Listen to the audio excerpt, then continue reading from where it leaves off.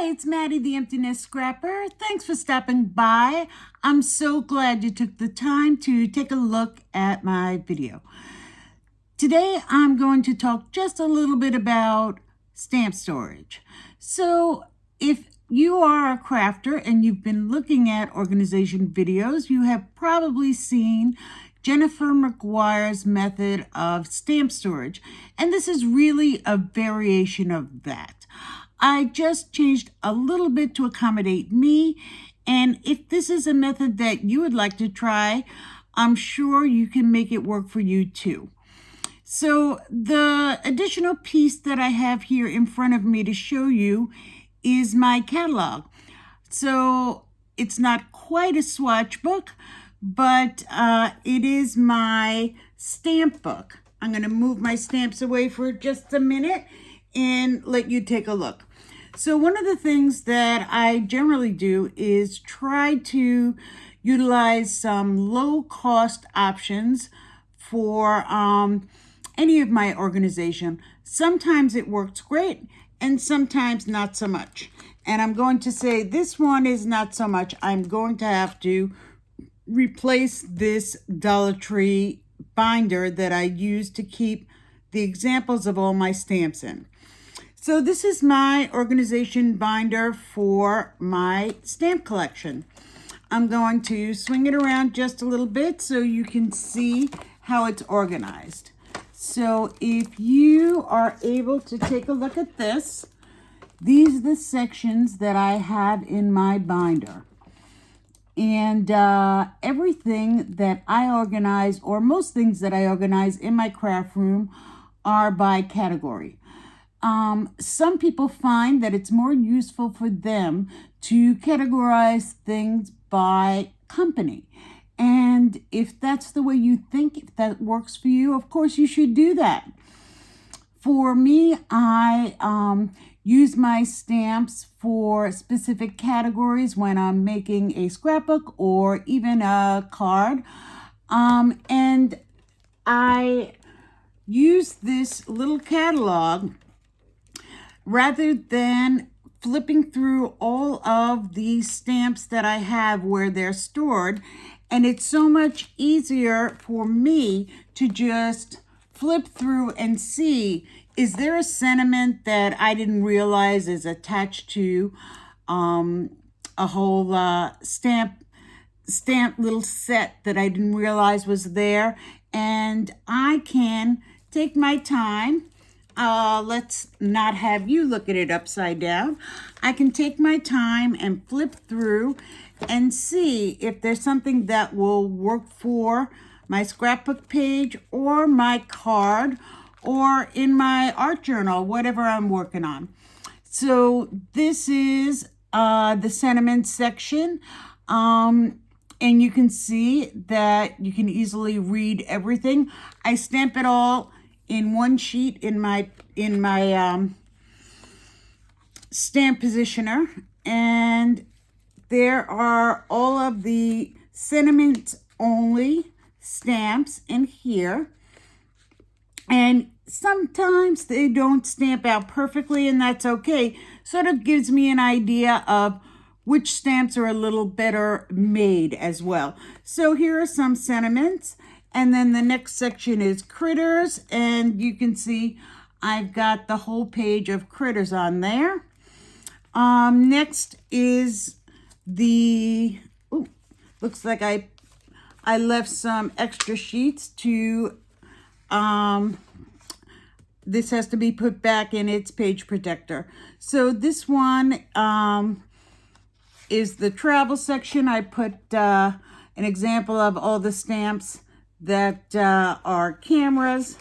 To me, to my mind, that means travel. So all you do is stamp it out, attach it to a backing sheet. I chose black and white. You can choose whatever you like, and you slide it in the page protector, which works just like that. And then you can go to your next section. So here is food and drink. You can see how that is. and that is ready to be slipped into a page protector. Again, this one is crafty.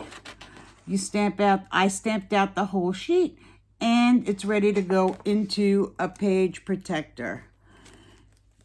This one is Flowers in Nature, and you can see with each stamp set, they have like little sentiments that you may or I never remember where something is. So it is very nice for me to just be able to flip through. I have a lot of stamps. I think there are plenty of folks who have many more stamps, and this system works well for me. I don't know how it works if you have more stamps. These are all backgrounds. I like to use these in my art journaling especially, and that basically is a good idea of how I organize my catalog of stamps. So along with the catalog is actually, of course, where the stamps are stored. And for that, as I mentioned, I used Jennifer McGuire's method. And Jennifer McGuire, if you haven't seen her before, is the queen of organization. However, she uses fridge bins, which are lovely. They are clear plastic bins. I will link them down below, along with Jennifer's organization on stamps. And you can do it exactly the way she does. She organizes by company, but you can see here to work with my budget, because I thought the fridge bins, although they're lovely, are a little pricey for holding stamps. So I chose a little bin from the Dollar Tree. I laminated a piece of cardstock, and I just labeled each section that I keep in my binder, and so it correlates. I do have 3 of these bins, and I still have some space in the bins to add to my collection if I'd like to, and I just try to keep the catalog up to date. So you can see the sections correlate. Sentiments, flowers, critters, humor, crafts. So for each stamp that I have in my catalog, it coincides with the stamps that I have in this bucket.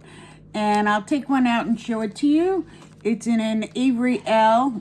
Each stamp is in an Avery Elle pocket. And if you're not familiar with those, I will also leave a link for that. Many of you have done this on your own. And it's very popular to label the stamp set with the company and the name of the stamp set. For me, it's not necessary. I am a crafter by hobby, so I am not working for any company. I don't need to remember the company.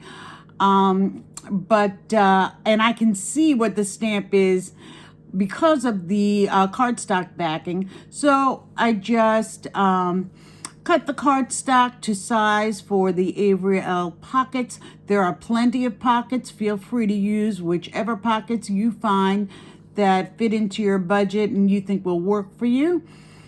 I happen to choose the Avery Elle because back when I started to organize my stamps, that was the only one I knew about. And then you can see it opens up with a little flap, and you can just slide it in and out. So the stamp is not attached to the backing, but the backing makes it much easier for you to see the stamp that you've stored. So I hope that was useful for you, and feel free to use the system in a way that works for you. And that's the thing to remember. So it's not that I came up with any of this, but if you haven't seen some of the popular videos, or you saw the video and you saw that each bucket to store them cost $9 or $11 or $12, and you didn't think that would necessarily work for you, I did, again, choose the Dollar Tree bucket. I have seen people use shoe boxes as is or beautifully decorated. Absolutely use what you have and work within your budget, because whatever works for us is the way to go. So I hope that little tip was helpful, and I hope you enjoyed this video. If you did, please remember to comment and subscribe, leave a thumbs up, and let me know if there are other organization videos that maybe I could be helpful with that you would like to see. So thank you so much, and don't forget to stay safe. See you next time, YouTube. Bye-bye.